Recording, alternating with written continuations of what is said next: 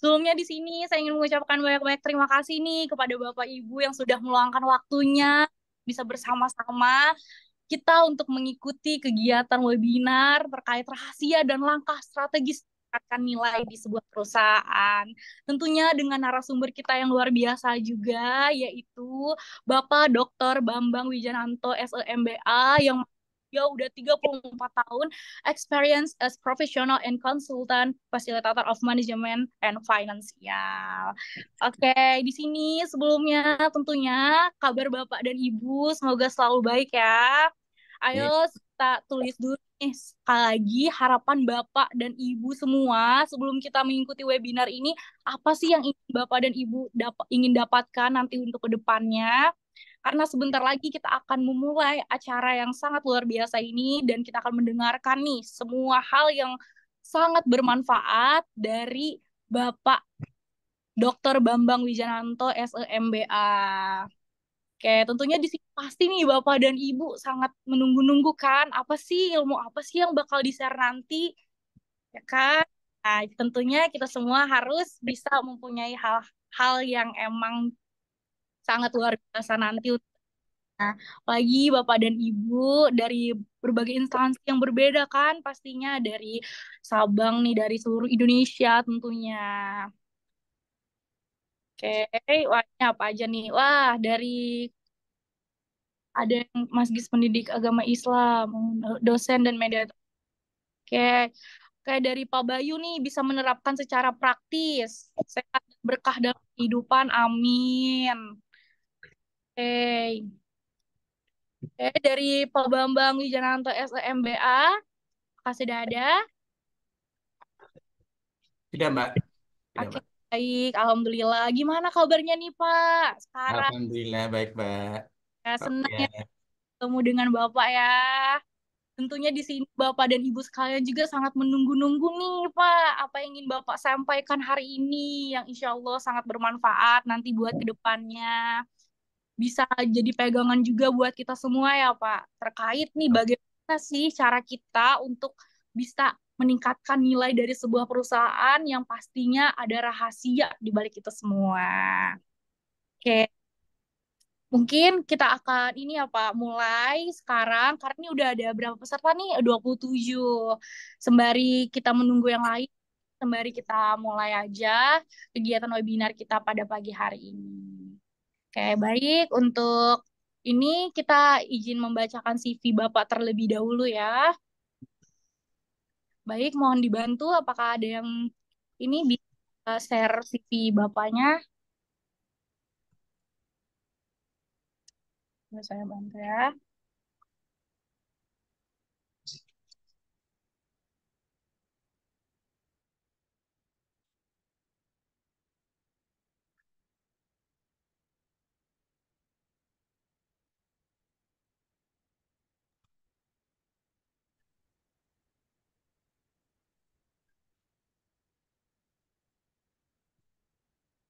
Baik, sebentar.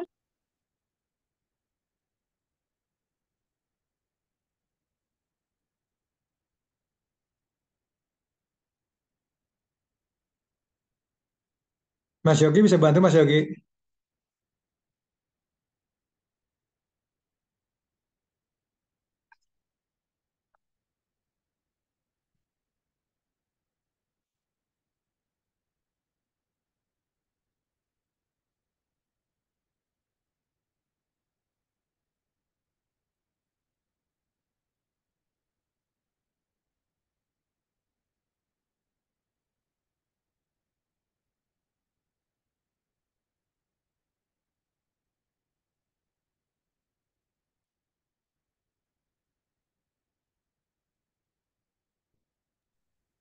Oke, sembari kita menunggu ini mau di-share CV-nya, mungkin kita sedikit tanya dulu nih terkait tentang harapan Pak Bambang nih buat memberikan materi hari ini kepada Bapak dan Ibu semua yang ada di hari ini. Apa Pak harapan Pak Bambang untuk bisa berbagi ilmu ini kepada Bapak dan Ibu yang ada di sini tentunya?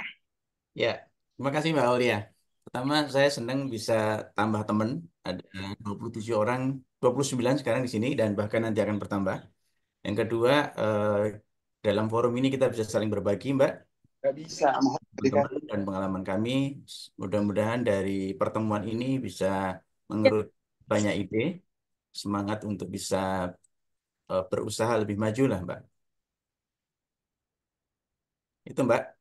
Benar sekali. Baik, Bapak. Terima kasih tentunya yang akan Bapak kasihkan ini kepada Bapak dan Ibu yang sudah meluangkan waktunya hari ini akan sangat bermanfaat untuk ke depannya. Kayak Mbak. Bapak Bambang sendiri nih sangat luar biasa ya Pak, sangat menginspirasi kita semua, mulai dari bagaimana Bapak mendevelop company, terus bagaimana cara Bapak meningkatkan nilai-nilai perusahaan Bapak dengan tentunya strategi yang begitu sangat luar biasa. Kayak Mbak sekarang kita Aulia, Mbak ya, Aulia, apa kabar Mbak Aulia? Assalamualaikum. salam, alhamdulillah baik. Ya. Halo Pak. Iya, terima kasih Mbak Aulia. Boleh saya bantu untuk ini eh, untuk selanjutnya untuk bincang dengan Pak Bambang Wijayanto? Iya, boleh sekali Bapak, silahkan. Iya, terima kasih. Assalamualaikum warahmatullahi wabarakatuh. Waalaikumsalam warahmatullahi wabarakatuh. Alhamdulillahirrahmanirrahim. Allahumma sholli ala Muhammad wa ali Muhammad. Rabbi rohli sodri wa yassiri amri wa hlul 'uqdatam min lisani yafqahu qawli. Terima kasih. Kita saya di sini. Terima kasih Mbak Aulia sebagai host. Saya di sini dengan Dadan sebagai moderator untuk acara kita hari ini. Terima kasih untuk semua ya kehadiran Bapak Ibu semua. Dan sebelumnya mungkin tadi belum dibuka dengan berdoa ya. Kita berdoa dulu. Kita sama-sama berdoa supaya acara kita berjalan dengan baik. Terima kasih. Berdoa dipersilahkan.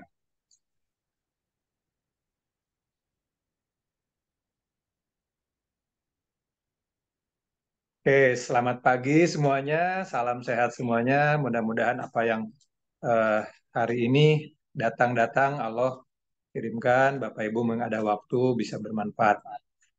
Sebelumnya ini acara yang sungguh sangat baik sekali karena hari ini kita akan berdiskusi. Kemudian kita akan juga ngobrol-ngobrol dengan Pak Bambang Wijayanto.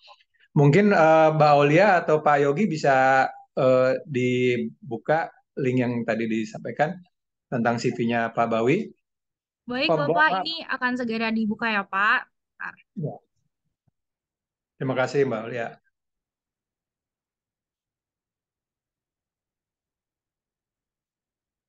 Ya, jadi saya tadi namanya tadi Pak Bambang Wijayanto, tapi saya biasa panggil Pak Bawi, singkatannya ya. Oke.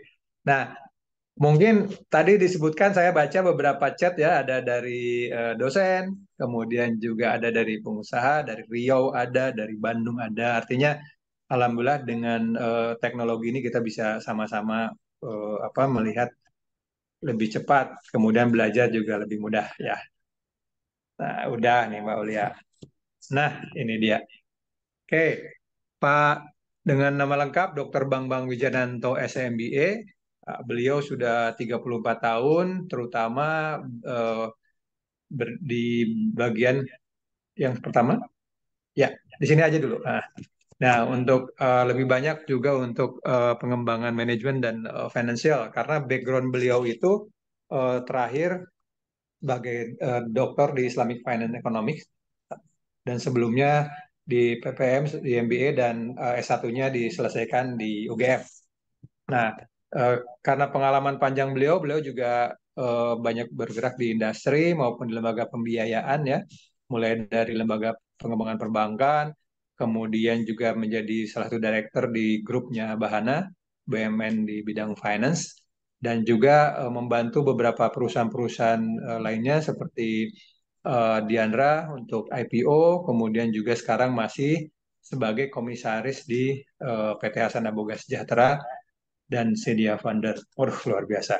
Nah, beberapa pengalaman beliau juga ada untuk pre-IPO, terutama di bagian financial advisory, restructuring, valuation, MA. Nanti kita tahu tanya nih, MA ini apa nih?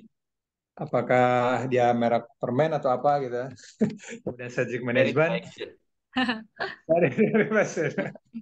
Terus ya, kemudian venture capital dan turnaround. Waduh. Jadi rugi nih kalau nggak sampai, mungkin boleh sambil kerja mendengarkan, tapi rugi kalau misalnya kita nggak menyerap ilmu beliau ya. Oke. Benar, Bang. Nah, Pak Bawi, mungkin kita ngobrol-ngobrol bentar ya. Yap. Pak Bawi ini, ya, apa yang menarik sebenarnya Pak di dunia finance ini, terutama yang tema kita nih, value creation. Apakah perusahaan-perusahaan itu kenapa dia harus harus punya apa namanya, harus punya value creation itu ditingkatkan? Ya, ya. Dan terima kasih. Teman-teman yang jadi pengusaha di sini tentunya tidak akan puas dengan usaha yang sudah berjalan, gitu ya. Usaha itu berjalan kalau tidak ada pertumbuhan, artinya ada terjadi kemunduran, ya. Jadi value creation adalah suatu activities yang harus terus dilakukan. Karena sebagaimanapun produk atau perusahaan itu ada life cycle-nya. Pada saat life cycle-nya sudah di titik tertinggi, maka akan decline. Justru pada Hmm. titik itu, value creation-nya harus segera dilakukan. Gitu Kang Dadan. Ya, berarti value creation itu bukan hanya untuk perusahaan yang awalnya mungkin baru startup terus ditingkatkan value creation-nya. Berarti ini terus-menerus, Pak. Terus menerus dan buat Terus-menerus. usaha apa aja. Iya. Untuk usaha saja ya. Apa yang terjadi kalau misalnya orang lalai tidak membangun value creation ini? Ya, pasti secara sadar tidak sadar, maka perusahaan akan disruption ya, akan mundur gitu kan. Entah karena tertelan oleh kompetitor karena pasar berubah, atau karena internalnya karena cost itu kan selalu meningkat ya Kang Dana ya. Kalau Mm-mm. revenue-nya nggak terus meningkat, maka cost-nya akan lama-lama tidak akan mampu dipenuhi dari revenue yang dikreasi ya. Hmm. Sadar atau Jadi tidak sadar dia perusahaan-perusahaan, akan jadi rugi lah perusahaannya. oke. Jadi perusahaan-perusahaan yang sekarang dulu ada, terus sekarang hilang, atau dulu besar sekarang menjadi mengecil atau malah sudah nggak kedengar lagi, itu karena faktor value creation itu, Pak.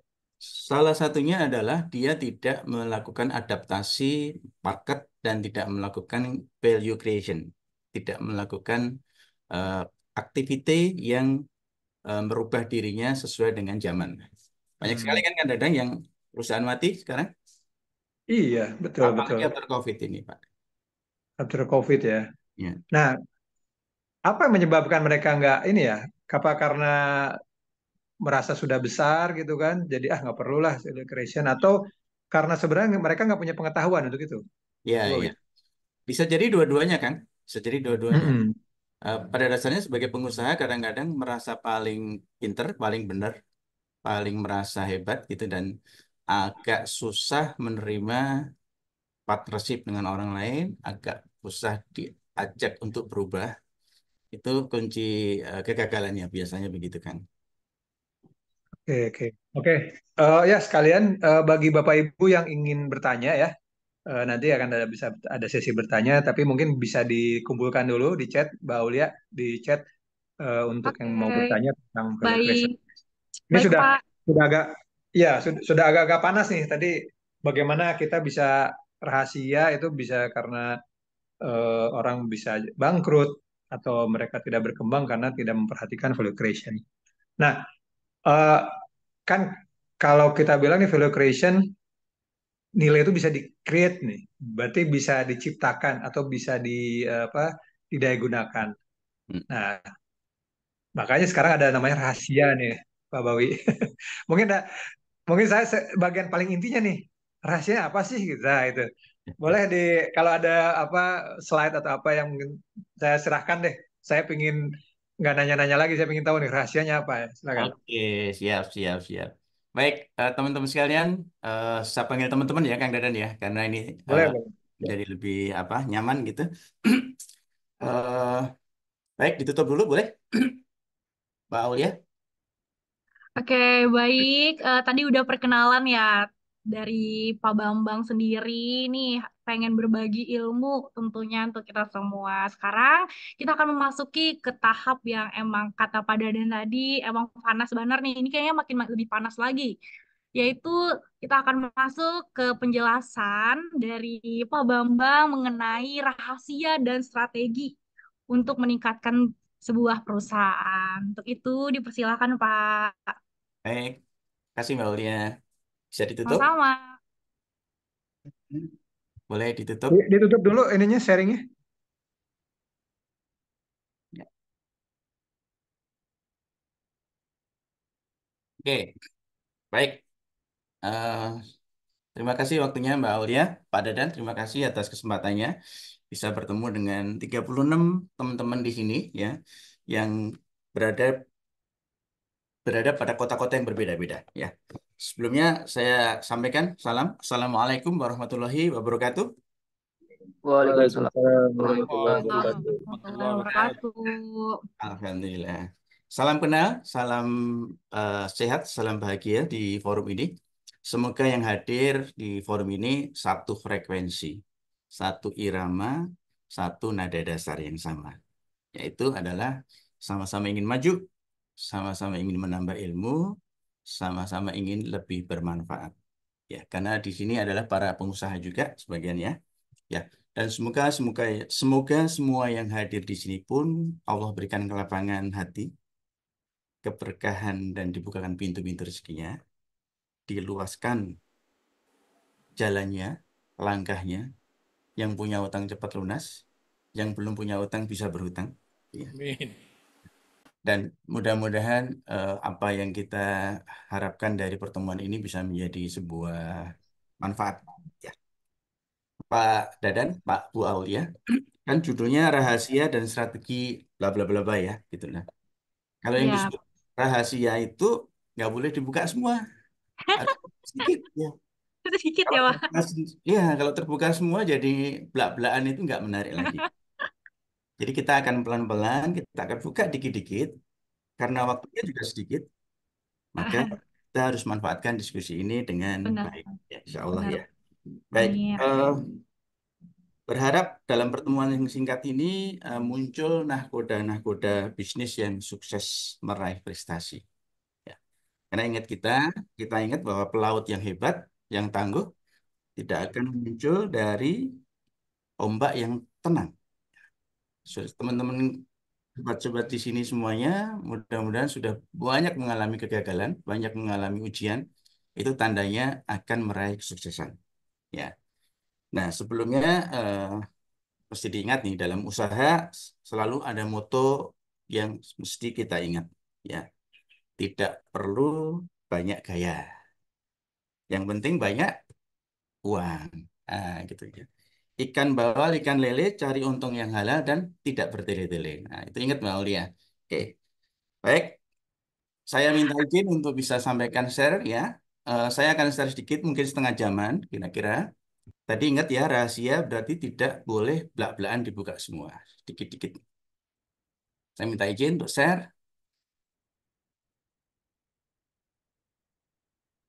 Oke, udah kelihatan semuanya? Baik ya. Ingat ya, rahasia ya. Rahasia berarti bisik-bisik juga, Mbak. Nggak boleh ngomong kenceng. Strategi meningkatkan nilai perusahaan. Strategi adalah cara, how to-nya. Meningkatkan nilai perusahaan adalah meningkatkan maksimalisasi shareholder value atau nilai perusahaan. Atau lebih konkretnya lagi adalah dividen yang dibagikan berapa. Kita masuk ya ke sini ya. Nah, cerita calibration ya mesti dimulai dari cerita sukses story dulu. Ada yang tahu ini gambar apa? Silakan kalau mau buka mic. Kalau bisa menebak, dapat hadiah, voucher dan buku Iya, tabungan ambil di ISB. Kebab, kebab, pecel lele, pecel lele. Oh, Lele, apa lagi? Kebab kebab, sih, Pak. kebab Pak Kebab Hari sih. Pak, kebab, Kebab. Apa? kebab. Wah, ore, ore, siap, siap. Rupanya Dapat baunya sampai hadiah. ke teman-teman semuanya. Ya, ini one top of mind franchise di Indonesia sebagai waralaba kebab terbesar di dunia. Ya, kita lihat ya. Oke, dia punya 1.300 outlet yang beroperasi di seluruh Indonesia dan luar negeri juga. Dia sudah berada di 10 negara dan terus berkembang ke negara-negara lain. Bergabunglah bersama kami. Ada yang tahu siapa dia? Ayo browsing, browsing, browsing. Kebab Baba Raffi. Sama Pak Bayu? Sebab Alibaba, Pak. Iya nggak sih, Kebab Pak? Alibaba. Kebab Baba Raffi. Oh, kebab Ya, Turki. Mas Bayu dapat hadiah. Mbak Ulia nanti kasih hadiahnya ya. Oke. Voucher tabungan negatif, Mas. Ya. Oke, saya bukan eh, promotor dari kebab Turki ya. Saya tidak dibayar untuk mempromosikan, tapi saya ingin bercerita bahwa kebab Turki ini tahun 2023, tahun 2003 didirikan oleh Hendy Sutiono ya, yang saat ini berarti hampir 21 tahun sudah memiliki 1.300 outlet di 10 negara Indonesia. Ya, perjalanan mereka sangat panjang dan penuh dengan liku-liku tentunya. Oke, produknya inovatif, ya. Setiap tahun memikirkan servisnya seperti apa, produknya seperti apa. Setiap saat dia bertemu dengan karyawannya untuk saling berbagi, memikirkan. Terus berinovasi, menciptakan hal-hal yang baru. Kemasannya unik, katanya dipatenkan di internasional, katanya.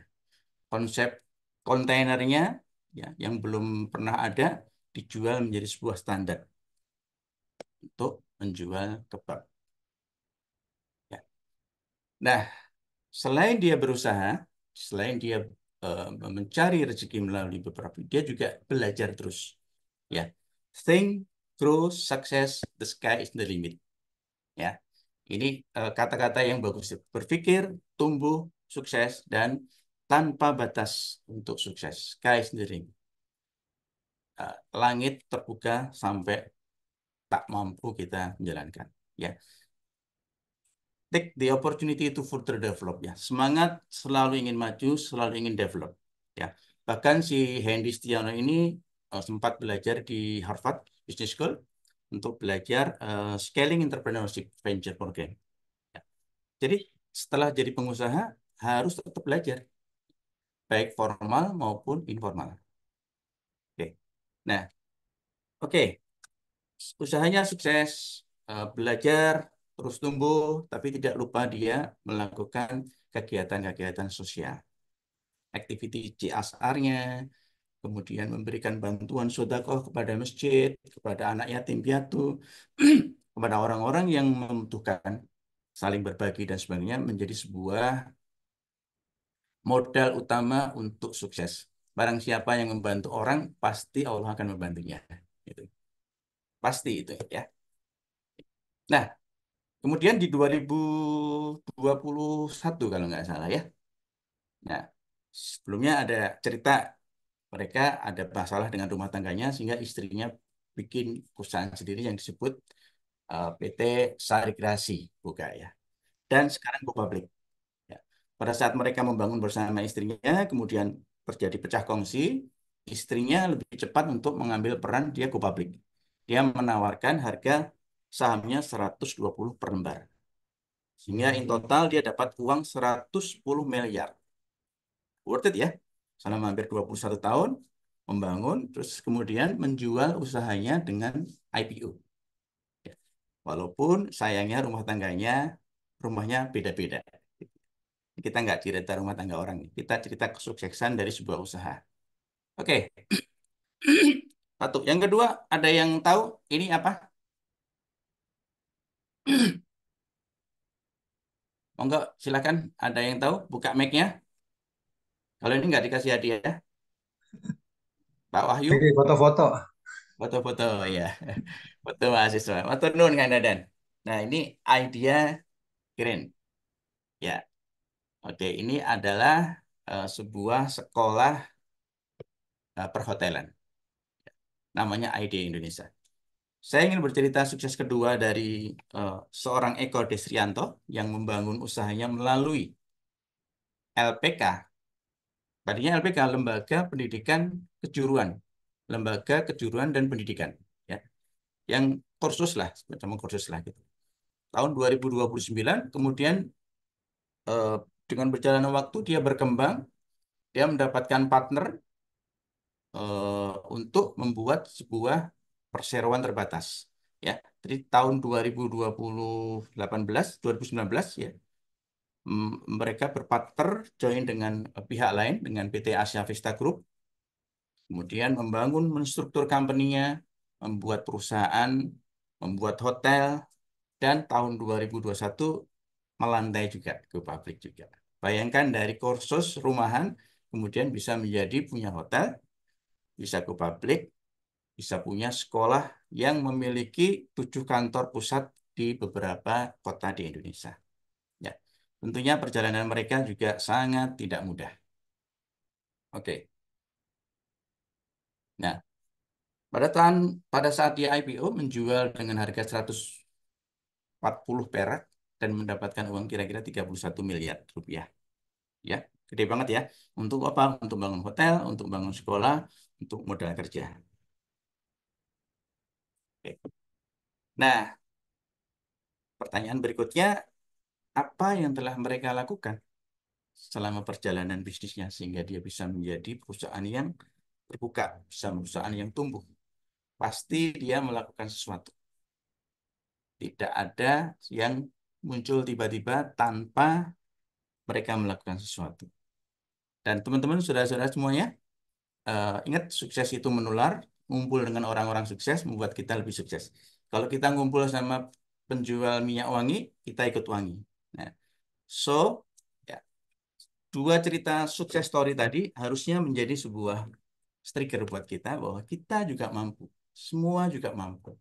Asal kita bisa sungguh-sungguh melakukannya. Ya. Pengen tahu apa yang telah mereka lakukan? Ya. Oke, kita lihat. Nah, Pak Dadan, 5 tahun lagi Pak Dadan pengen jadi apa? Rahasia berarti. Oke. Ya. Rahasia. Mbak Aulia deh, Eh, Mbak Aulia. ya, Iya, kalau Aulia pengen eh, jadi seorang entrepreneur sih, Pak. Oh, Entrepreneur yang entrepreneur. sukses. Oke, oke, oke. Entrepreneur yang seperti apa? Lebih ke ini, Pak, di daerah. Karena kan Aulia orang Banjarmasin ya. Jadi pengen, Oh, iya, jadi pengen berimpact juga buat Banjarmasin. Bisa eh, ngebawa produk-produk UKM-nya Banjarmasin. mantap. Batu bara, Banjarmasin, emasnya juga banyak ya, gitu kan. Nah, tentunya kita refleks dulu. Buku apa yang kita baca sekarang ini? Kebiasaan apa yang kita tanamkan tiap hari? Makanan kesukaan yang saat ini kita makan apa? Kita berkumpul dengan orang-orang yang seperti apa? Terus setiap hari percakapan-percakapan yang kita buat apa? Karena itu akan menentukan seperti apa 5 tahun yang akan datang kita. Nah, ini ada 3 poin penting di dalam kesuksesan seorang. Ada waktu, ada uang, ada pengetahuan. Yang manapun kebutuhan kita yang akan kita gunakan, kita harus mengorbankan 2. Jadi kalau kita butuh uang, maka kita harus meluangkan waktu dan menggunakan pengetahuan kita. Jika kita butuh pengetahuan, kita harus meluangkan waktu untuk belajar seperti ini dan membayar. Nah, ini gratis, ini gratis. Jadi nomor 2 boleh boleh di skip gitu. Jadi ingat, waktu, uang, pengetahuan. Untuk mendapatkan salah satu, 2 poin harus kita lakukan. Ya. Jadi jangan jangan sayang-sayang kalau kita mau sekolah kemudian bayar, kalau kita mau belajar kemudian bayar, atau kita mau mencari uang, kita harus kerja keras dengan pengetahuan kita. Nah, ini semua akan membuat apa yang kita akan dapatkan pada suatu saat nanti. Ya, apa yang kita lakukan saat ini adalah tergantung dari beberapa tahun apa yang kita lakukan. Sebaliknya, 5 tahun yang akan datang kita mau seperti apa? Mbak Aulia mau jadi seorang kapiten, ya, maka sekarang harus melakukan apa? Jadi apa yang kita lakukan hari ini menentukan masa depan kita. Ya, framework thinking sebagai eh, seorang pengusaha untuk value creation ya. Saya ingin menceritakan secara komprehensif bagaimana cara berpikirnya sebuah value creation.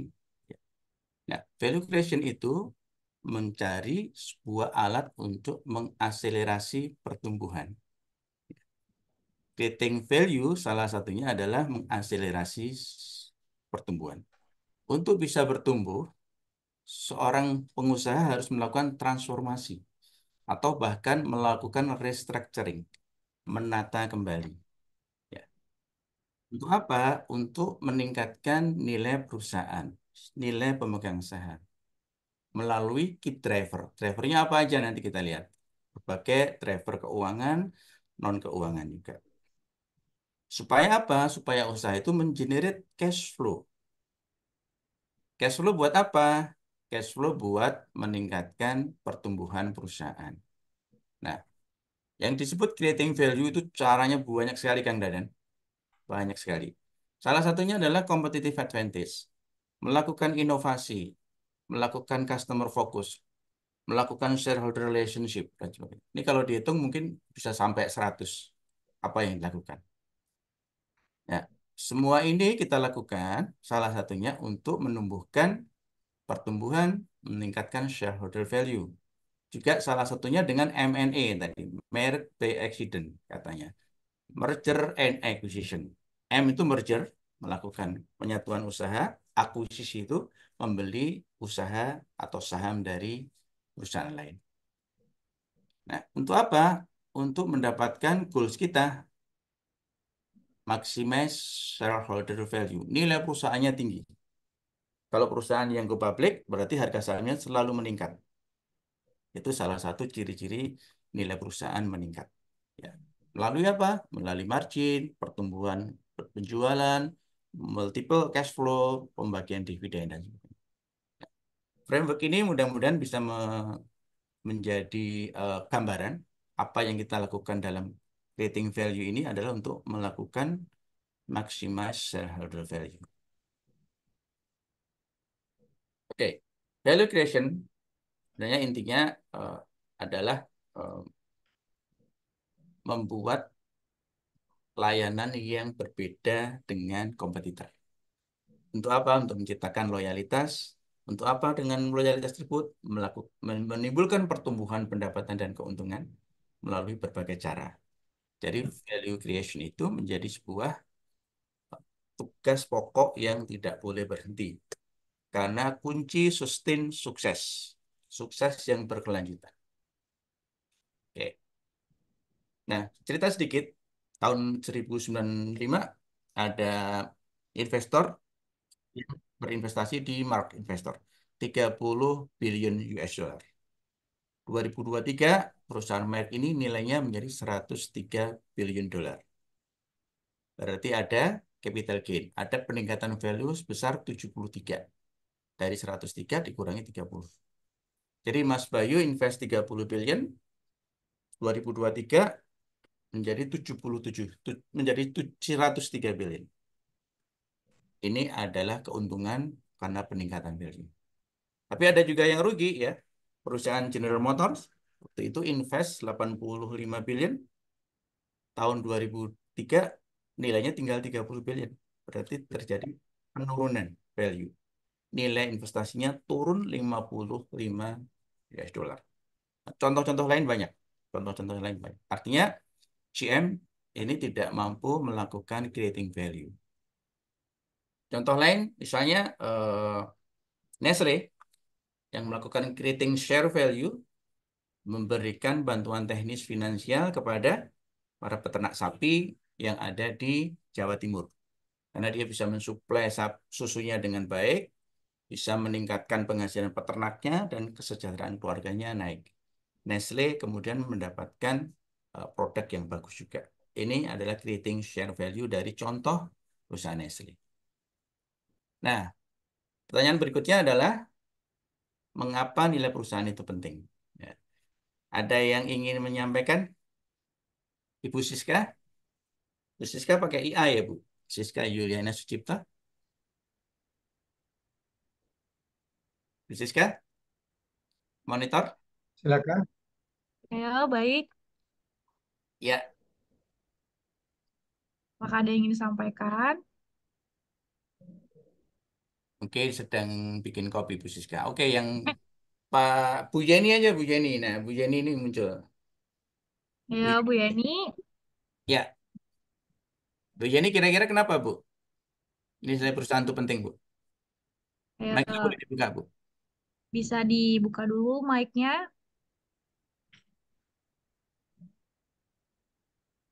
Ya,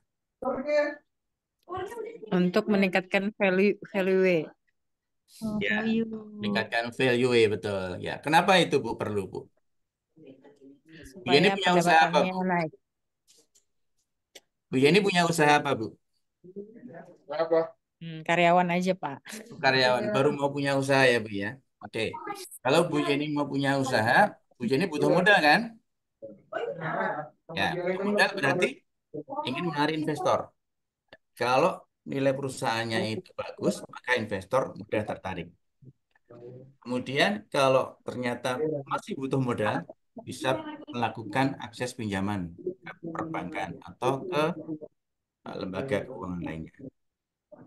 Setelah kemudian kita tumbuh berkembang, reputasi kita baik, maka perusahaan jadi perusahaan yang besar, terkenal. Perusahaan yang nilai-nilai tinggi terhadap karyawan, pelanggan, dan mitra bisnis. Kita semua akan melihat perusahaan ini menjadi perusahaan yang sangat besar dan terkenal. Oke, Pak Oki. Pak Oki. Halo Pak Oki. Halo, Ya, Pak Oki ini ada gambar otak ya Pak Oki ya. iya, Ya, ada dua pilihan Pak. Permintal miskin, permintal kaya. Pak Oki iya. mirip yang mana Pak? Rich mindset. Oke, apa aja nih Pak? Tulisannya kecil-kecil nih. Kecil-kecil. Boleh. Hidup saat ini belajar dari kesalahan.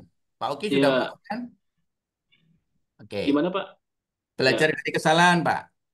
Oh Salah iya, sering itu, sering berbagai kesalahan. Tiap satu hari from evaluasi mistake. diri. Ya. Kemudian Pak Oki juga senang membantu orang lain. Alhamdulillah, Alhamdulillah. Pak Oki tidak sering komplain. sering komplain. Oh, sering komplain, tapi dikit ya, Pak. Levelnya berapa? 1 sampai 10, Pak? Iya, dikit tapi nggak banyak-banyak. Nggak banyak-banyak. Oke, jadi masih rich mindset. Mindsetnya masih orang kaya. Constant Iya, iya. learner, Pak. Bapak belajar terus, Pak Oki? Oh, tiap hari baca buku. Tiap hari baca buku, Masya Allah, luar biasa. Terus mempunyai habit yang eh, yang baik, yang tidak pernah berpikir negatif, betul? Ya, kadang-kadang berpikir negatif, tapi sedang melatih diri untuk selalu positif sekarang, untuk selalu berpikir Oke, positif. Sekarang baik. lebih banyak sekali baca-baca buku ESQ sekarang ini. Wah, luar biasa. Jadi Pak Oki yang dari Mataram ya? Iya, dari Mataram, Pak, NTB. Ya, jadi teman-teman semuanya, otak kita terbagi menjadi dua. Kita berpikir positif, berpikir mindsetnya orang miskin atau orang kaya, itu adalah pilihan. Maka pada saat kita berpikir, Mas Oki tadi memilih rich mindset, ya, maka aktivitas-aktivitas yang dilakukan adalah berpikir positif, selalu belajar, tidak mudah komplain, selalu Hmm. membantu, belajar dari kesalahan dan sebagainya. Nah, ini Hmm. adalah mindset yang kita harus bangun setiap hari. Ya. Nah, untuk membangun mindset, kita harus punya goal, punya dream. Oh, very good ya. Namanya Dream. bagus ya, Barakat. Tadi. Kenapa kita percuma? Iya, kepala sakit. Bocor itu, Pak. Ya. Berapa hari sudah? Boleh di ini, boleh. 4, Pak. Ya. Kita ada kelas lain di sebelah sana, nggak apa-apa. Iya. No cuti. Dari mute. Iya, bisa sakit. Hati. Paulia bocor tuh, Paulia. Boleh ya, bocor. Pernah allergi obat apa sama enggak? Ya, Pak Abdul Tolong Hamid di boleh suara di. ibu itu. Mungkin di mute kali ya. Ya. Oke, terima kasih ya. Baik, terima kasih Pak. Jadi kita harus punya mimpi. Ya, mimpi itu adalah sebuah visi yang harus kita buat mulai saat ini dengan cara menuliskan mimpi tersebut menjadi sebuah goal. Tujuan. Tujuan kemudian kita tulis step by step-nya menjadi sebuah perencanaan. Perencanaan kemudian di backup dengan action, maka kita akan mencapai impian tersebut. Ini kata orang bijak begitu. Jadi kalau cuma mimpi saja, nggak bangun-bangun, ya bangun-bangunnya udah nggak terjadi apa-apa lagi, gitu ya. Nah, dengan mimpi tadi, teman-teman semuanya harus punya mencoba membuat visi selama 5 tahun ke depan, misalnya. Tadi Mbak Aulia pengen menjadi pengusaha. Tulis Amin. jadi pengusaha, terus kemudian plannya apa, step by step-nya, kemudian action, Mbak. Ya, pengusaha yang baik adalah pengusaha yang langsung melakukan, tapi tidak tanya-tanya terus. Kalau tanya-tanya terus itu namanya pemikir. Ya, oke. Jadi dream it, believe it, and achieve it. Ya, boleh ya. Oke, apa saja yang mengurangi nilai perusahaan? Saya agak cepat, biar nanti bisa tanggung jawab. Aset dan liability, aset dan hutang. Kita bisa menghasilkan pendapatan dan laba. Kita melakukan pertumbuhan dan mengembangkan potensi pasar yang ada. Ya. Kemudian, bagaimana cara efektif meningkatkan nilainya, value perusahaan? Ya, satu, asetnya bertambah. Ya, kalau beli aset mestinya kan butuh modal, ya toh? Bisa utang, bisa tambah modal sendiri, atau bisa merubah aset kita yang kita miliki dirubah menjadi modal. Nah, oke, punya tanah, mau beli ruko, tanahnya dijual untuk beli ruko. Itu meningkatkan aset. Ya. Atau asetnya udah gede, punya utang, ya, utangnya dikurangi. Itu bisa membuat value perusahaan naik. Kemudian mengoptimalkan pendapatan dan laba, tentunya pada saat kita membuat plan harus merencanakan revenue-nya berapa, cost-cost-nya dikontrol agar laba tercipta. Pendapatan dikurangi biaya, ketemu laba. Kalau pendapatannya lebih kecil daripada biaya, maka ketemu rugi. Ya. Yang ketiga, menjaga reputasi dan hubungan dengan stakeholder. Networking. Ya. Pak Oki, Mbak Aulia, kalau jadi pengusaha harus beredar, harus berinteraksi dengan lingkungan yang baik. Kalau di kamar sendiri namanya jualan online, ya. Oke, tips praktis meningkatkan nilai perusahaan apa? Mengembangkan produk atau layanan, ya.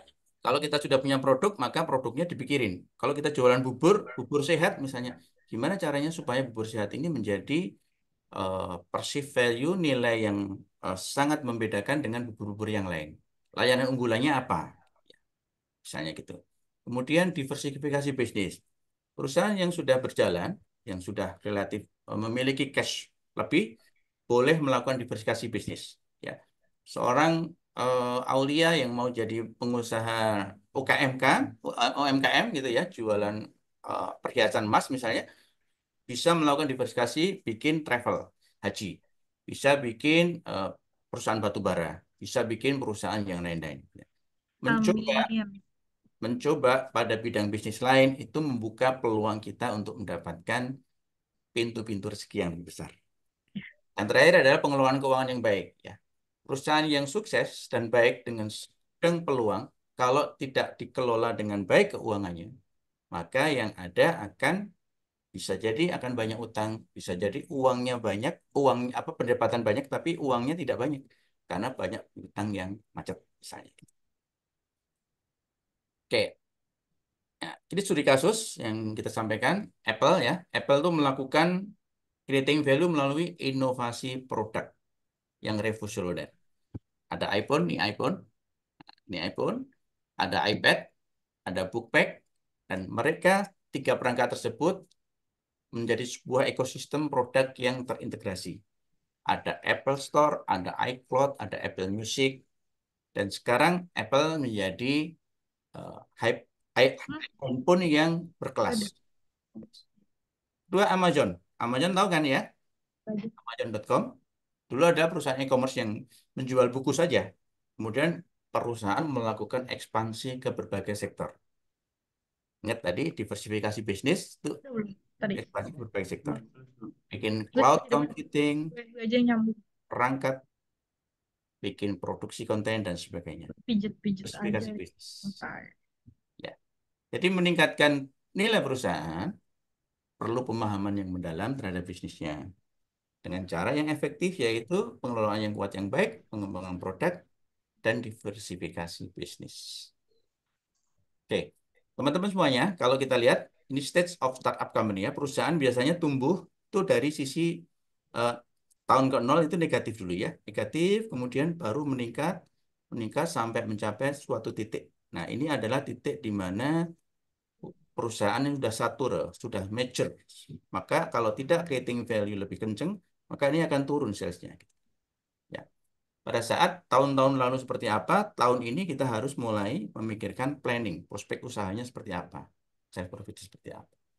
Cash flow-nya negatif tahun pertama nggak apa-apa, kemudian kita harus berpikirkan bagaimana cash flow-nya selalu positif melalui pertumbuhan revenue. Oke. Kalau butuh modal bagaimana? Kalau butuh modal buat usaha yang belum bankable, ya, biasanya pinjam orang tua, pinjam kakak, pinjam temen, gitu. Pinjam calon mertua, pinjam pacar, dan sebagainya. Kita sebut angel investor. Ya, gimana caranya? Atau venture capital nih. Dulu Pak Dadan juga direktur venture capital nih, gitu. Kalau kita jadi punya usaha yang mau dimasukin oleh venture capital atau angel capital, kita minta pembiayaannya bertahap. Kita minta sweetener. Ya, jadi nanti pada saat nanti sudah kita berhasil membeli kembali sahamnya, sahamnya kita beli lagi. Terus investor yang kita undang diajak proaktif masuk ke dalam supaya tahu kondisi perusahaannya dan supaya ikut mengembangkan, gitu ya. Nah, itu tips-tips ringannya. Nah, ini startup steps pada pre-seed funding sampai dengan IPO. Tapi tidak tidak harus semua usaha IPO ya, tidak harus semua IPO. Oke, bagaimana mengukur tingkat nilai perusahaan? Ada dua, ada metrik keuangan, ada non-metrik keuangan. Ya, kalau metrik keuangan apa? Lihat laba bersihnya seperti apa. Laba bersih menunjukkan seberapa revenue bisa lebih besar daripada biaya. Rasio hutang terhadap ekuitasnya seperti apa? Return on equity seperti apa? Modal yang kita tanamkan menghasilkan uang berapa persentasenya? Kalau yang non-metrik non-keuangan, bagaimana kepuasan pelanggan? Adakah retensi karyawannya tinggi? Retensi itu adalah turnover, tingkat perputaran karyawan masuk, keluar masuk, keluar masuk. Makin banyak yang sering keluar masuk, makin perusahaannya kelihatan tidak profesional. Tetapi makin tinggi retensi karyawannya, ya, atau turnovernya rendah, maka perusahaan tersebut memberikan lingkungan kerja yang baik, bisa mempertahankan tenaga kerja yang berkualitas dan sebagainya. Lain adalah reputasi merek. Kalau mereknya bagus ya, Gojek misalnya, Mas Oki, di Mataram ada Gojek, Mas Oki? Ada Gojek di Mataram, Mas? Di mode, dibuka, tolong. Ya, Gojek banyak banyak Gojek di Mataram, di daerah perkotaannya. Saya tinggal di pedesaannya. Kalau di pedesaannya nggak ada Gojek, kalau di perkotaannya baru ada. Mas Oki ada rencana bikin Gojek di pedesaan? Pakai sapi gitu, Belum ada. pakai kuda gitu. Unik toh? Oh gitu. Iya, jangan pakai motor, biar beda. Diantar ke pasar naik kuda. Nah, mahal tuh, Mas. Kuda ya, Ya, Gojek kuda gitu. Gojek kuda, betul. Gojek sari juga boleh. Kudanya juga harus kuda yang eh, sehat ya. Oke, sampai di sini ada pertanyaan, silakan. Baik, Bapak Ibu, apakah ada yang ingin tanyakan? Tapi ini di kolom chat ada nih Pak yang Oh, bertanya. Mbak Aulia boleh dibacakan, silakan. Ya, baik ya Pak, dari Pak Untung Rianto. Bagaimana menghadapi daya saing yang cukup ketat, namun dari konsumen tetap dengan jumlah yang sama dan kompetitor bermunculan luar biasa banyak. Ya, Nah, dari tanggapan Pak Bambang seperti apa? ya. Itu Pak Untung terima kasih. Itu artinya marketnya tetap, ya pangsa pasarnya tidak berubah, tetapi pemainnya bertambah ya Pak ya. Jadi tadinya kuenya diperebutkan 2 perusahaan, kemudian diperebutkan oleh 5 perusahaan misalnya gitu ya. Ada matrik yang disebut BCG metrik ya. Jadi waktu kita inovasi pada pasar yang tidak tumbuh. Nah, kasusnya adalah pasarnya tidak tumbuh. Maka salah satu caranya adalah Pak Untung harus mampu membuat diferensiasi terhadap kompetitor, Pak. Dengan cara melakukan inovasi produk, melakukan layanan yang berbeda, sehingga sama-sama jual air mineral. Air mineral kan komoditas nih ya. Apa yang membedakan? Rasanya sama semuanya. Pasarnya cuma segitu-segitu juga. Maka yang membedakan adalah tingkat pelayanannya. Misalnya beli air mineral berhadiah mobil. Nah, misalnya gitu. Langsung pada beli. Beli mobil dapat Aqua. Gitu kan. Gitu, Pak. Pak Untung ada di sini. Silakan. Biar lebih beruntung bisa langsung. Pak Untung, mungkin dari respon Ini Pak dari Untung. Ya, Pak Untung, silakan. Cukup menjawab, Pak Untung. Dibuka, Pak Untung. Pak Untung. Ya, Pak. Ya, cukup menjawab pertanyaannya tadi. Cukup, Pak. Cukup. Kan, alternatif kedua, Bapak keluar dari eh, metrik itu, Pak. Bapak keluar ke pasar yang tumbuh. Ya, Bapak kan berada pada pasar yang tidak tumbuh tadi, kan kompetitornya tumbuh, Pak. Ya, Bapak keluar kepada pasar yang tumbuh. Misalnya pindah kota, gitu ya. Mencari konsumen lain di daerah lain. Atau sejelek-jeleknya produknya diganti, Pak, misalnya. Bisa jadi sudah jenuh. Nah, banyak cara ya, Pak ya, atau kombinasi, Pak. Gitu, Pak Untung. Maaf, Pak. Ini kan untuk usaha dari 2016. 2 Mm-mm. tahun awal itu cukup baik. Mm-mm. Tapi dari setelah masa pandemi itu mengalami banyak kendala ya, khususnya dari profit dan lain-lain ya, Pak. Mm-mm. Namun setelah masa PPKM itu sudah mulai bersaing kembali, tapi menaikkan ini cukup cukup berat, Pak. Dan justru dengan pada tahun setelah pandemi itu bermunculan kompetitor yang cukup ketat di situ. Jadi cukup menantang ya. Jadi cukup susah ya, Pak. Usahanya apa, Pak Untung, kalau boleh tahu, Pak? Restoran, Pak. Restoran makanan apa, Pak? Makanan mie seperti gacoan, Pak. Oh, mie gacuan. Oke. Wah. Cuman brand lokal Jember, Pak. Oh, di Jember ya? Ya. Oke. Pak, kalau di resto kan banyak sekali eh, diversifikasi layanan yang bisa dilakukan, Pak ya. Ya. Eh, Fenomena setelah COVID, kemudian usaha bermunculan dengan baru ya, itu di mana-mana terjadi, Pak. Di mana-mana terjadi. Dan usaha-usaha baru tadi bisa jadi karena usaha yang lama tutup, Pak. Gitu. Jadi para pemain yang baru itu masuk adalah pemain baru.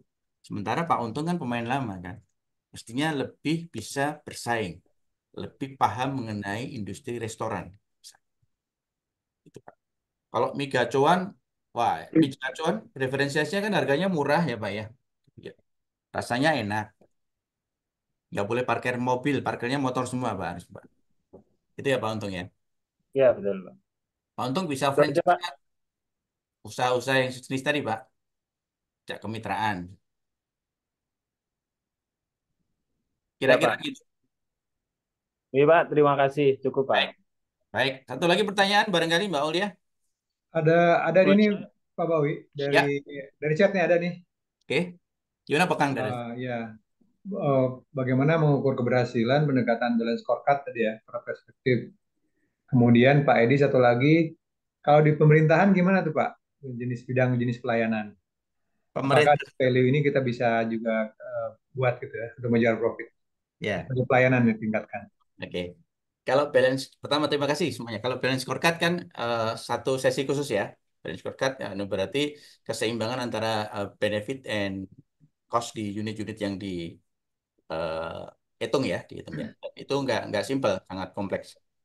Kemudian kalau di pemerintahan, Pak, pemerintahan kembali kepada visinya kan melayani masyarakat ya, Pak ya.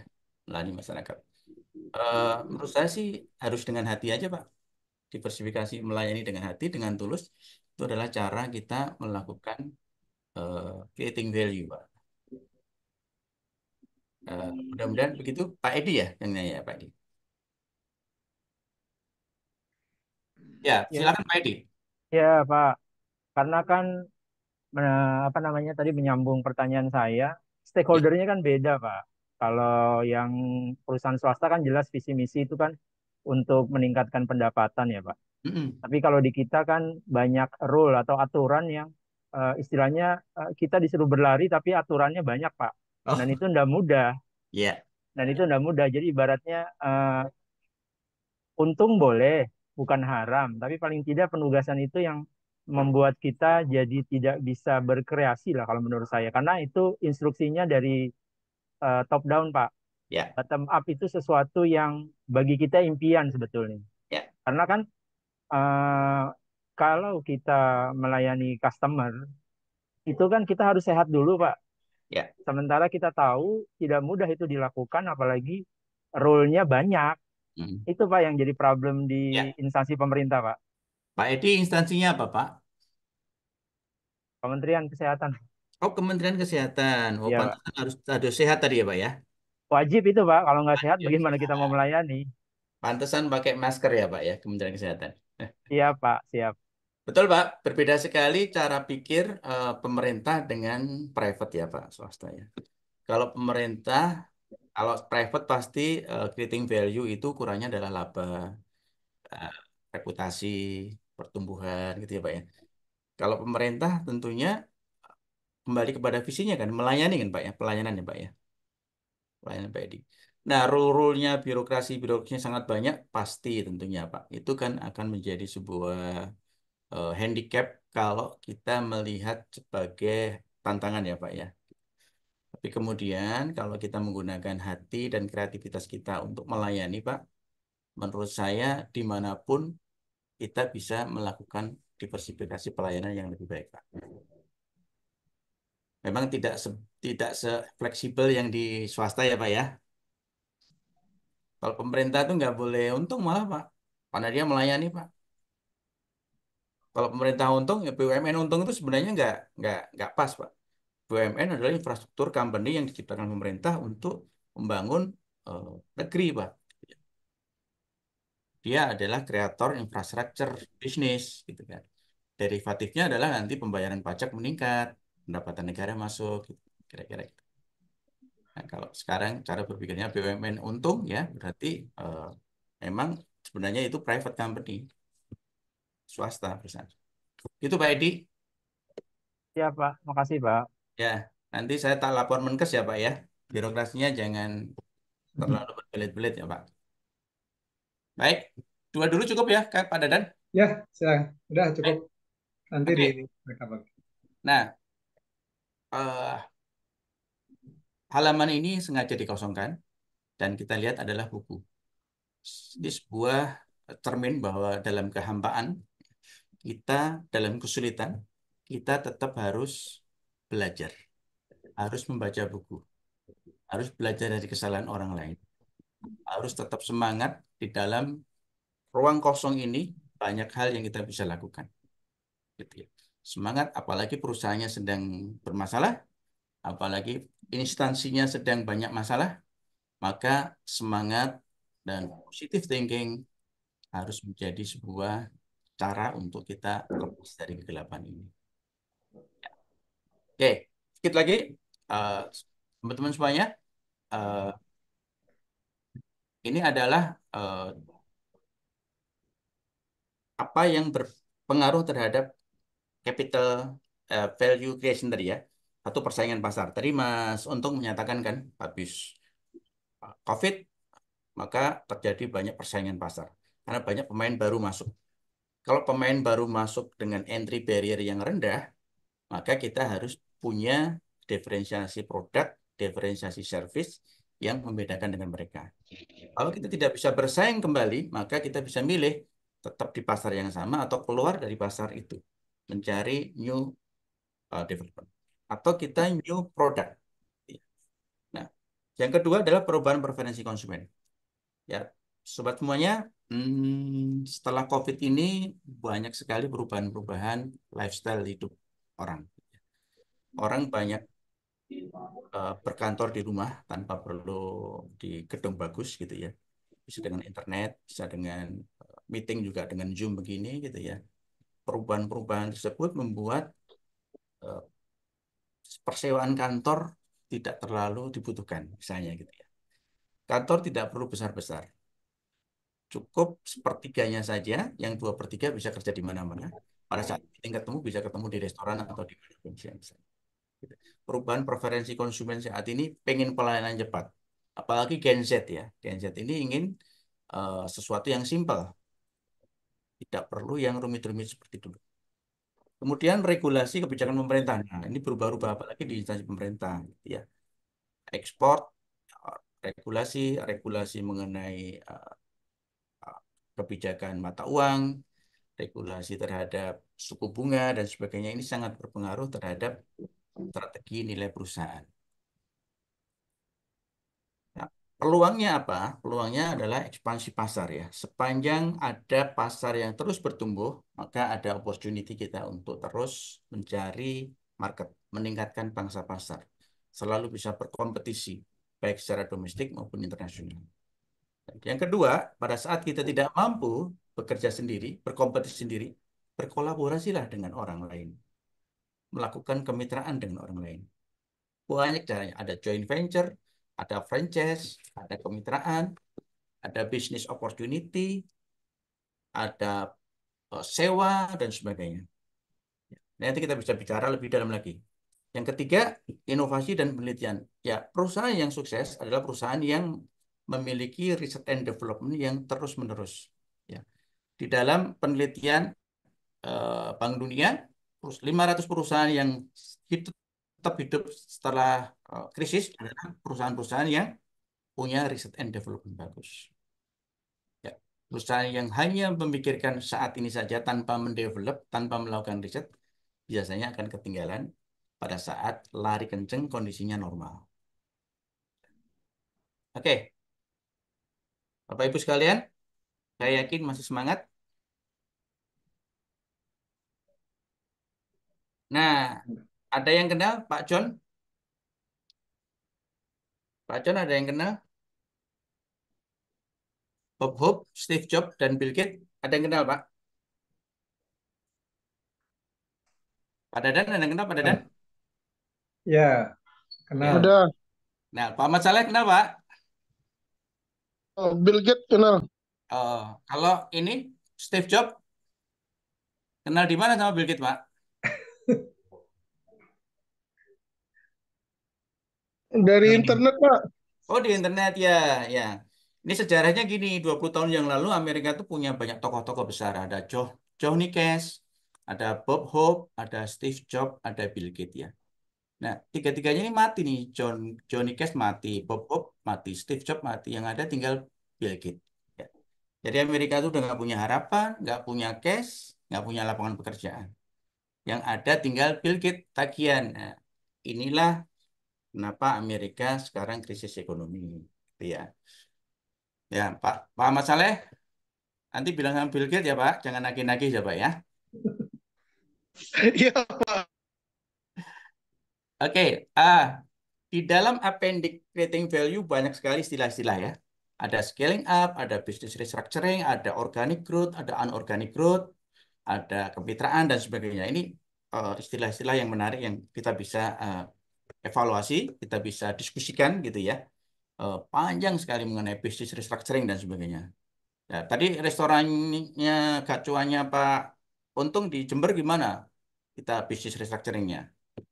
Bagaimana kita melakukan organic growth atau kita lakukan inorganic growth, akuisisi perusahaan atau penjual-penjual bakmi di sebelah dikasih modal, kita jadi pegang saham di situ misalnya.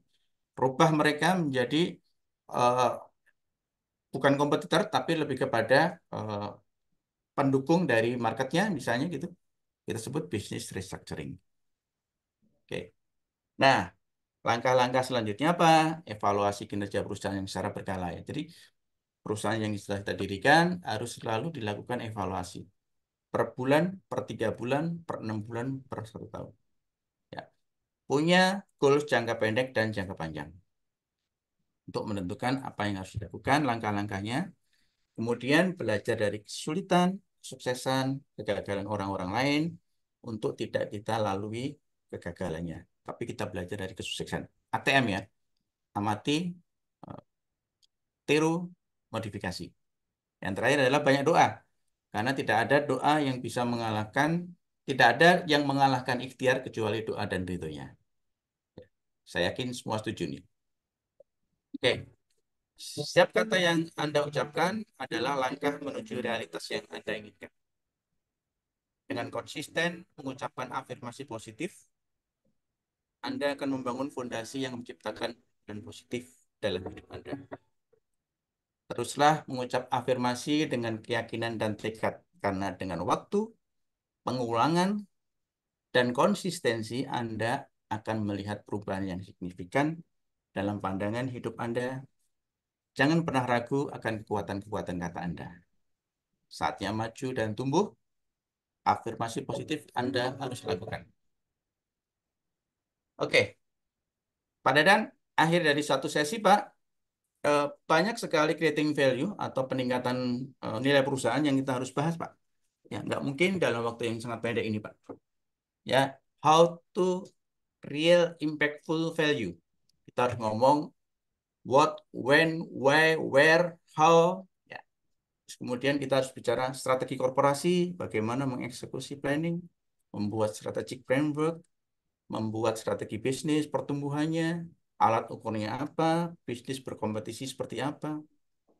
Terus kemudian kita juga harus melakukan aksi korporasi apa nih, skema bisnis apa yang kita harus lakukan supaya kita bisa bersaing. Perlu nggak restrukturisasi perusahaan? Perlu nggak restrukturisasi hutang-hutang kita? Oke, kita mau tumbuh besar, dananya dari mana? Sumber-sumber dana apa saja yang akan ada kita bisa tarik? Bisa pakai security crowdfunding nggak?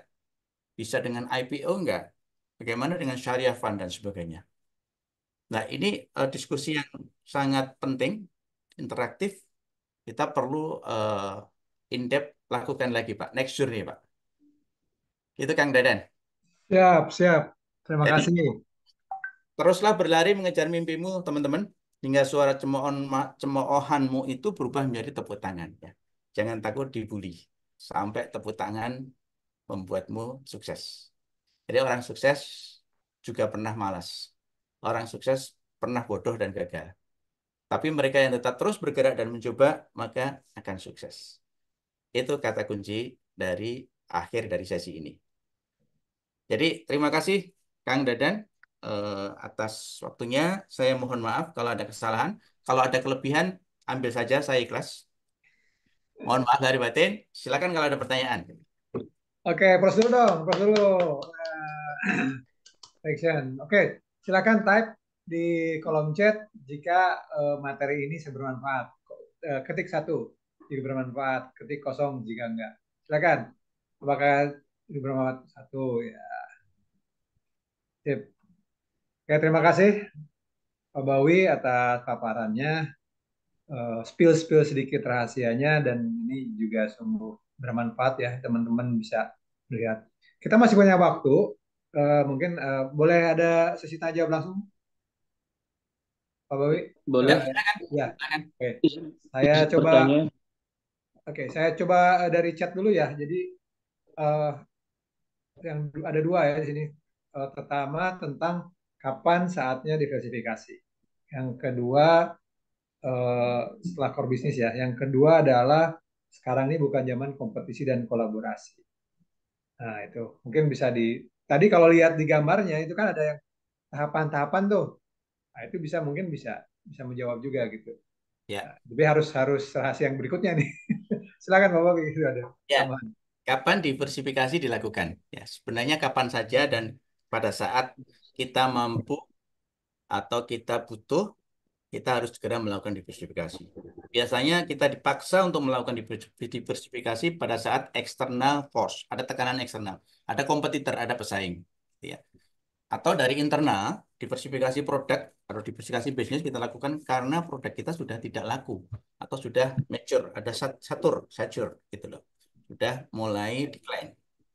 Pada saat itu, mestinya sebelumnya kita tahu ya, 1 tahun 2 tahun sebelumnya produk-produk yang kita perkirakan akan mature, akan turun, maka harus melakukan diversifikasi produk sehingga terjadi cycle yang terus menanjak. Pada saat mau turun, diversifikasi lagi, naik lagi dan itu teorinya begitu.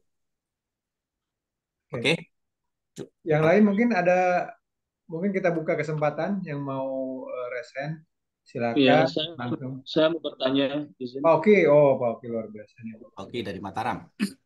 Ya, Assalamualaikum warahmatullahi wabarakatuh. Waalaikumsalam. Pak, izin bertanya Pak Dr. Bambang yang saya hormati.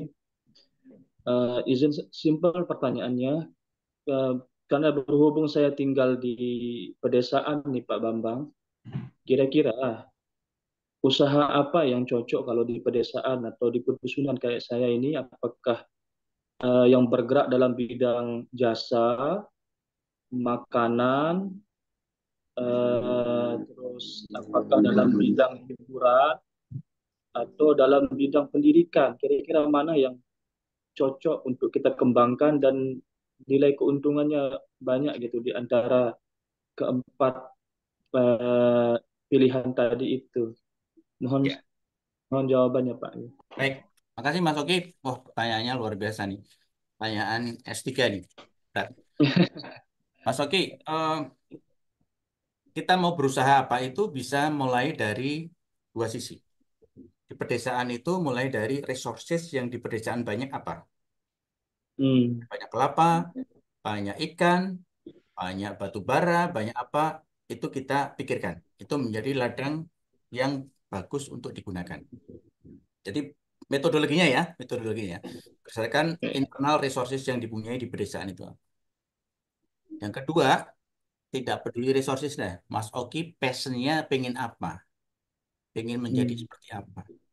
Kalau pengen di pendidikan, pendidikan pasti bisa juga. Kalau pengen di usaha kelautan, bisa juga. Jadi Mas Oki harus mencari berdasarkan passionnya. Dia ada dua kutub, Pak. Berusaha berdasarkan resources yang ada, berdasarkan kemauan dan keinginan yang ada. Nah, di pedesaan Mataram tuh banyak kelapa ya, Pak? Mas Oki ya? Yes, saya punya kebun kelapa. Banyak pohon kelapa. Pohon kelapa banyak sekali yang produk turunannya yang bisa dibikin. Bisa jadi kopra, bisa jadi areng, bisa jadi eh, santan, dan sebagainya. Dan pikirkan usahanya tumbuh. Jadi bisa bermanfaat buat masyarakat sekitarnya. Mas Toki bisa mencari kelapa-kelapa dari para pengepul. Jadi ajak tetangga, teman-teman untuk terlibat dalam usaha itu. Mas Toki nyari marketnya, kita ekspor arang batoknya, kita ekspor kopranya, ya. Kita jual ke domestik juga. Misalnya. Jadi pedesaan itu bukan berarti tidak bisa melakukan banyak hal. Justru trennya, Mas, oke, banyak orang-orang anak muda setelah kuliah selesai dia balik ke desa untuk mengembangkan desanya. Tren yang lain adalah orang-orang kaya di dunia yang bosan dengan kehidupan formal, dia tinggal di desa.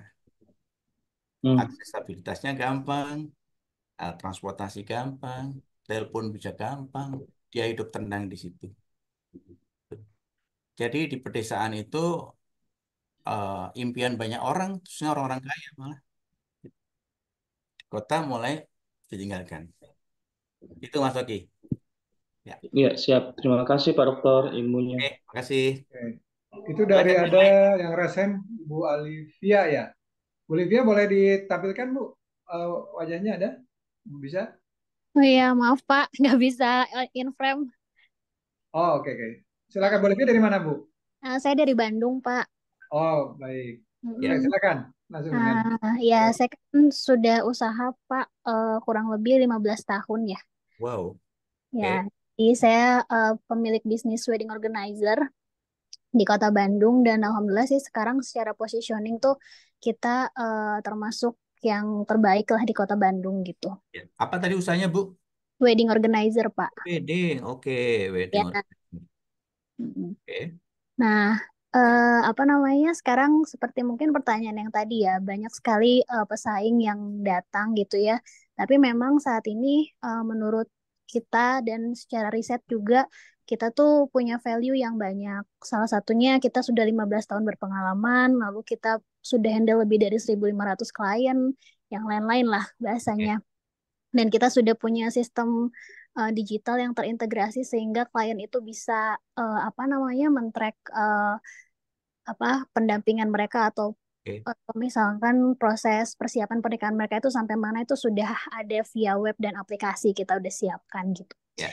Nah, tapi yang terjadi adalah marketnya itu sekarang justru memandang kita tuh jadi seperti mahal, padahal kita nggak pernah naik harga, Pak. Jadi karena brand image-nya semakin terlihat mahal, padahal secara fasilitas, maksudnya kita tuh main di fasilitas mungkin ada yang sedikit dikurangin gitu ya, tapi kalau harga kita nggak naik-naik gitu.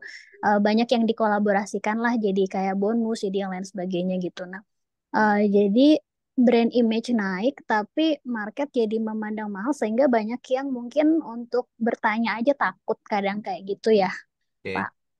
Ya. Nah, sedangkan kita juga kalau bersaing harga murah kan udah nggak mungkin ya, Pak. Jadi memang ya mau nggak mau kita harus ningkatin value gitu. Nah, sebenarnya secara tema ini kan maksudnya kita gimana caranya meningkatkan value dari perusahaan gitu. Nah, maksudnya itu sudah saya lakukan, tapi memang si sales ini tuh kok nggak naik-naik ya gitu Pak, bahkan cenderung stuck gitu ya. Nah, itu yang mungkin strategi apa lagi ya Pak yang bisa kita kejar, apalagi kan saya jualannya bukan produk ya, tapi jasa gitu. Ya, Baik. itu aja Pak. Terima kasih banyak. Terima kasih Bu Alfia Meta, 15 Ya, tahun jadi wedding organizer, luar biasa Bu. ya, terima kasih Pak. Sudah menikah sekali apa beberapa kali juga Bu? Oh, sekali aja Pak. Oh, menikahkan banyak orang ya Bu ya? Iya, betul. Oke.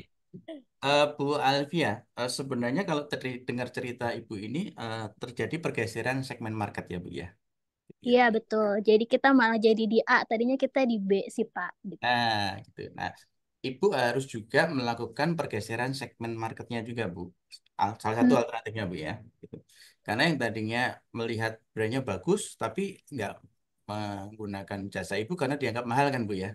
Iya, betul. Berarti itu segmennya bukan segmen Ibu, Bu. Ibu harus bergeser ke segmen yang middle up barangkali misalnya gitu ya. Oke. Yang kedua, Ibu bisa multi brand, Bu. Bikin brand baru lagi yang Mm-mm. melayani segmen tadi yang melihat mahal, ibu mahal ya.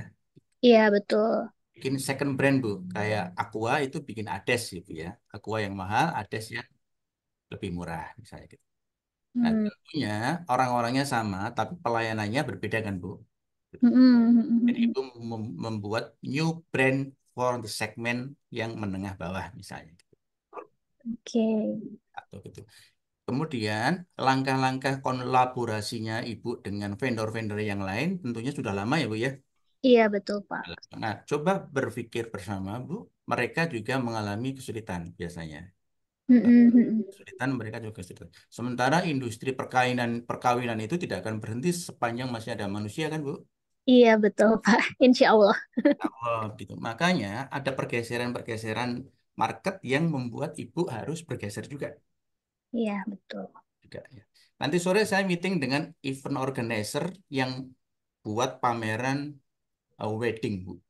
Oh gitu, Pak. Sama apa weddingku, Bright Story. Eh, GPI Gabungan Pernikahan Indonesia. Oh, oke. Dia Iya. bikin pameran weddingnya. Dia juga merasa kesulitan saat ini. Ada Mm-mm. banyak persaingan, kemudian Iya. marketnya pengennya murah, simple gitu ya, Bu. Betul, sekarang karena influence dari Barat dan Asia juga kayak orang untuk takut nikah atau kayak gitu tuh cukup berpengaruh sih, Pak. Jadi isu-isu itu tuh Ya, lumayan mempengaruhi market gitu. ya, ya. Mm. Bagus, Bu. Bagus sekali. Ibu juga memasukkan unsur dakwah di situ, Bu. Jangan takut nikah, karena dengan nikah menyatukan sumber rezeki. Dengan Iya. nikah membuat kamu bisa lebih maju, gitu dan sebagainya. Karena Mm. memang ada mainstream yang mempengaruhi anak-anak muda ini ditakut-takutin untuk menikah, Bu. Iya, betul. Baik. Itu Bu Alif ya. Siap. Terima kasih, Bapak. Sama-sama Ibu. Terima kasih Oke. mudah-mudahan menjawab. Oke, nggak terasa kita sudah pukul 12. Mungkin satu lagi ya, satu lagi jika ada untuk pertanyaan terakhir. Ya, Ya.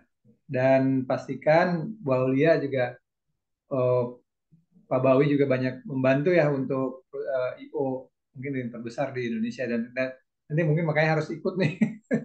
Ada kegiatan, kalau ada kegiatan lagi training kita harus ikut dengan Pak Bawi. Ya, Ya, ada lagi yang mungkin Izin ini Pak? ada dari ya, Silakan Pak Rino. Ya, ya ini Pak. silakan. Perkenalkan saya Rino dari Pekanbaru. Nah, Wow. ada dua yang mau saya tanyakan. Yang pertama, tadi kan kita membahas bagaimana cara meningkatkan value perusahaan. Nah, bagaimana pandangan Bapak terhadap suatu perusahaan di mana perusahaan tersebut memiliki 3 generasi. Nah, 3 generasi ini memiliki keunggulan masing-masing yang tentunya berbeda. Nah, tujuan kita sebagai pemilik atau direktur perusahaan kan menginginkan adanya peningkatan terhadap nilai perusahaan kita. Bagaimana orang ini kolaborasi gitu. Tetapi kenyataannya di dalam perusahaan tersebut eh, antar generasi ini saling bersaing, tidak mau bekerja sama gitu, sehingga malah mengakibatkan perusahaan itu nilainya turun gitu. Nah, bagaimana pandangan Bapak terhadap terhadap ini gitu? Nah, Ya. pertanyaan kedua, ketika kita sudah memproduksi suatu barang dan itu sudah melebihi kapasitas kita, tetapi nasabah masih banyak nih atau pelanggan masih banyak yang menginginkan produk tersebut gitu. Sementara kita tidak bisa menyediakan. Langkah apa yang bisa kita ambil supaya nantinya permintaan pelanggan ini terpenuhi gitu. Ya. Karena kita sudah mempelajari ya Pak, misalkan kita lihat dari segi manapun kita memang tidak bisa memproduksinya gitu, tetapi pelanggan tetap mau sama kita gitu. Sekian, terima kasih. Assalamualaikum warahmatullahi wabarakatuh. Waalaikumsalam. Pak Rino, usahanya apa tadi? Kalau boleh tahu, biar. Catering Pak, ada Catering. catering sama kafe juga. Oke, jadi catering 3 generasi, tapi juga catering ya Pak ya? Iya, benar. Nah, ini lebih kepada strategic management ya Pak ya. Bagaimana mengelola manajemen yang dikelola oleh 3 generasi ya. Kakeknya, anaknya, dan cucunya gitu ya Pak ya. Benar. Nah, oke, benar. Nah, market sekarang menginginkan kondisi yang seperti apa Pak? Biasanya Gen Z, anak-anak muda itu berbeda cara berpikirnya dengan ibunya atau bapaknya atau kakeknya bahkan gitu kan. Ya benar. Ya, dan ibunya sulit sekali diajak berubah Pak biasanya gitu. Karena Iya, sudah bukti puluhan tahun saya berhasil kok diajarin anak kecil bahasanya. ya benar. Ya, benar ya. Oke, kembali kepada sekarang marketnya Pak. Marketnya menginginkan seperti apa? Yang kedua, eh, kalau memang kakeknya sudah lama puluhan tahun, ya ibunya, bapaknya juga sudah puluhan tahun gitu ya. Kenapa nggak diserahkan kepada anaknya saat ini? Atau bikinkan catering perusahaan baru yang khusus dikelola oleh anaknya, dikasih modal. Jadi di split Pak, dipisahkan. Jangan jadikan satu rumah Pak.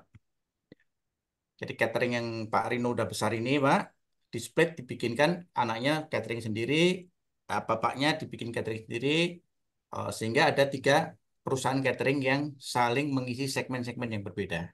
Misalnya gitu. Itu memungkinkankah? Memungkinkan sekali.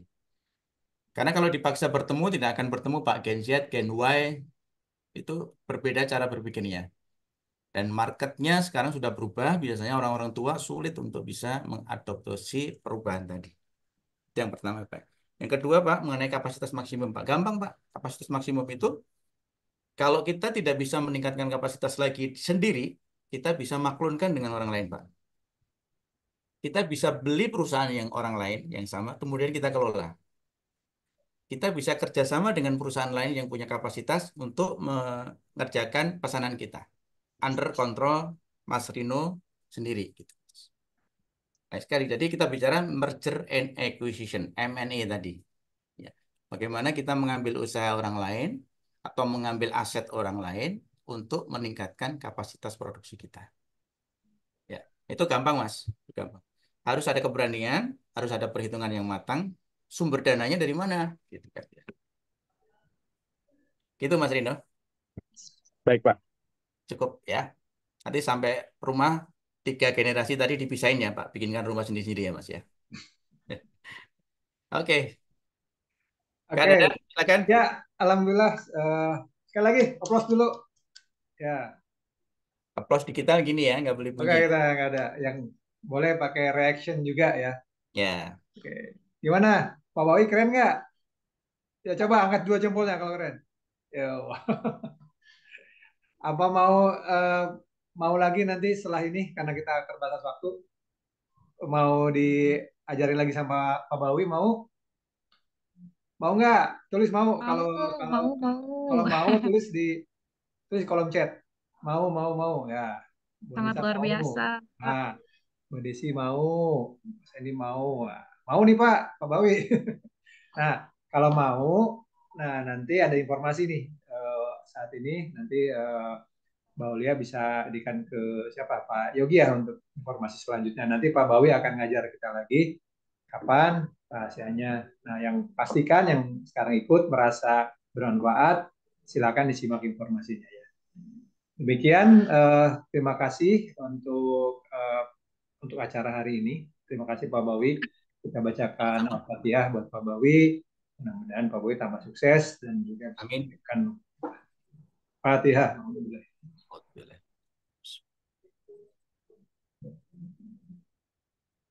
Oke, sip. Untuk itu saya kembalikan kepada Mbak Aulia untuk memandu acara kita. Terima kasih. Assalamualaikum warahmatullahi wabarakatuh. Waalaikumsalam. Waalaikumsalam warahmatullahi wabarakatuh. Baik, terima kasih kepada Pak Bambang dan juga Pak Dadan yang sudah mulai acara tadi dengan sangat baik menyampaikan informasinya juga nih kepada Bapak Ibu yang ada di sini. Ya mulai dari kita bagaimana sih cara kita agar profil dari company kita itu bisa dinotis oleh para customer, terus tuh terkait framework thinking transformation-nya juga, creating value strategiknya dengan meningkatkan nilai perusahaan melalui berbagai macam, mulai dari marginnya juga, tadi yang Bapak sudah jelaskan, sales growth, dan sebagainya. Nah, tadi itu sudah kita lihat juga nih bagaimana agar kita itu mempunyai 3 alat tukar nih, mulai dari waktu, terus tuh uang, serta pengetahuan. Seperti yang sekarang ini kita lakukan, yaitu kita sedang belajar untuk investasi leher ke atas ya Pak ya. Ya. Nah, terus ini ada promo training juga buat di Next, yaitu pada tanggal 10 Oktober nanti nih Bapak Ibu sekalian, yang mana harga awalnya itu sebesar 5 juta, tapi karena ada promo potongan nih, kabar baik untuk Bapak dan Ibu sekalian, untuk online-nya hanya sebesar 1.500.000 per pack, terus itu untuk offline-nya 2.500.000 per pack. Nah, jadi ini berlaku pendaftarnya pada saat seminar berlangsung yaitu pada hari ini. Bapak Ibu bisa coba scan atau hubungi kontak person yang ada di layar. Ayo nih Bapak dan Ibu yang ingin belajar lebih banyak lagi tentang bagaimana sih manajemen company-nya, bagaimana membuat strategi-strategi yang baik tentunya untuk ke depan. Jangan lewatkan kesempatan berharga ini untuk bisa belajar bersama-sama lagi, menggali berbagai banyak ilmu. Oke.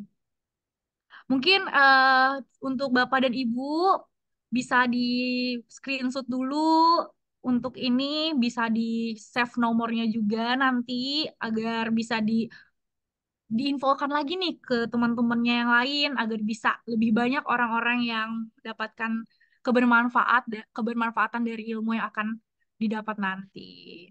Terima kasih juga kepada Bapak dan Ibu yang sudah meluangkan waktunya hari ini. Tentunya ini sangat luar biasa.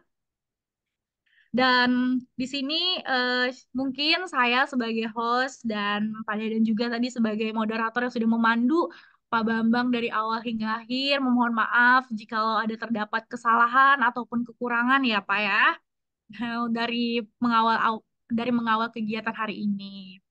Oke, mungkin perasaannya gimana nih Bapak, Ibu yang sudah mendapatkan kegiatan hari ini, mendapatkan pengetahuan juga sebelum kita lanjut ke sesi foto bersama.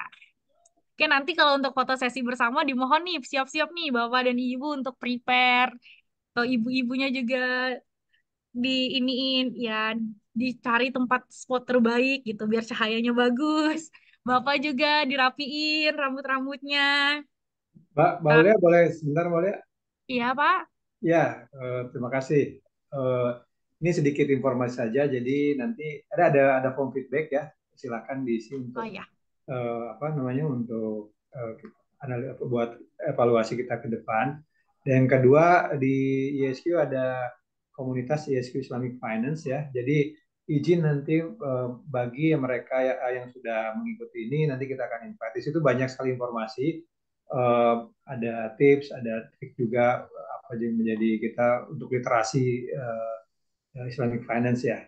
Jadi silakan itu tidak WAG ini bisa saling berdiskusi juga ya. Itu saja mungkin. Dan satu lagi yang terakhir ini kesempatan terbaik karena yang mau jauh-jauh juga ada training online-nya juga. Jadi kita menyediakan diri, jarang-jarang kita bisa langsung dipandu dan oleh praktisi dan juga bisa langsung berkomunikasi ya. Terima kasih itu saja. Terima kasih Mbak Olia.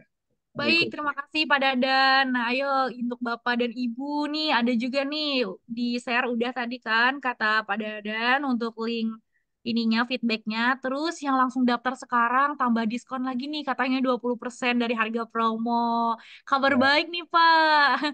Baru dikabarin nih dari Kak Desyana Hermala. Nah, ayo nih Bapak dan Ibu, jangan lupa nih segera daftar sekarang. Mumpung masih ada waktu biar bisa dapatkan diskon 20%-nya lagi. Jangan lupa juga buat ajak teman, saudara, dan rekan-rekannya untuk bisa join. Oke, mungkin Bapak Ibu bisa on cam biar kita bisa foto bersama. Oke. Oke, mari Bapak Ibu. Ya, oke, bisa on cam ya. Biar kita bisa foto bersama. Ini ada kurang lebih 40-an peserta ya. Oke. Oke, kita mulai on cam, kita mulai foto ya. Senyum, jangan lupa senyum. Oke, satu, dua, tiga. Oke, lagi kayak gini. Semangat. Satu, dua, tiga. Oke. Apalagi jempol, jempol. Karena keren banget tadi Pak Bambang. Oh, luar biasa. Sama Pak Dadan juga yang keren banget mengiringi kita semua ya dari awal hingga akhir. Satu, dua, tiga. Oke, baik Bapak. Mungkin eh, sekian dari kegiatan hari ini. Semoga bisa bermanfaat ya tentunya ya. Mungkin ada closing statement nih dari Pak Dadan atau Pak Bambang untuk sebelum kita mengakhiri kegiatan hari ini. Silakan Pak Dadan.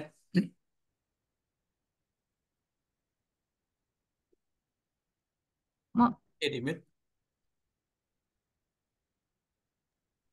Oke.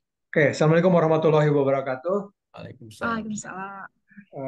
Kami dari YSQ mengucapkan terima kasih atas kedatangannya, partisipasinya dan keaktifannya, membuat kita lebih bersemangat lagi untuk membuat literasi tentang finansial karena banyak sekali di luar sana, termasuk juga mungkin di keluarga kita sendiri perlu mendapatkan pengetahuan-pengetahuan maupun skill-skill yang memang diperlukan, baik itu untuk keperluan pribadi maupun untuk pengembangan perusahaan. Dan kita juga ingin mendapatkan juga feedback apa saja yang kira-kiranya diperlukan untuk Bapak Ibu supaya perusahaannya bisa berkembang dengan baik. Jadi sekali lagi terima kasih atas kehadirannya. Juga dari sini mudah-mudahan ada manfaatnya ya, ada manfaatnya, dan kalau misalnya memang ada manfaatnya bisa disebarkan juga ke komunitas bisnis Bapak atau ke komunitas lain supaya bisa lebih banyak lagi yang bisa mendapatkan informasi tersebut. Itu saja mungkin sampaikan. Mohon maaf jika ada kesalahan. Assalamualaikum warahmatullahi wabarakatuh. Waalaikumsalam warahmatullahi wabarakatuh. Terima kasih banyak Pak Dadan atas closing statement-nya buat kita semua. Izin remind lagi kepada Bapak Ibu untuk bisa mengisi link di kolom chat terkait feedback hari ini ya. Oke, baik. Saya atas nama Aulia Puspita Rosyani dan rekan-rekan dari tim ISQ izin pamit undur diri dari kegiatan hari ini, yaitu terkait kegiatan webinar rahasia dan langkah strategis untuk meningkatkan nilai perusahaan yang sudah dibawakan oleh Pak Bambang. Oke, terima kasih Bapak, Ibu. Terima kasih. Assalamualaikum warahmatullahi wabarakatuh. Berarti pamit, Simply.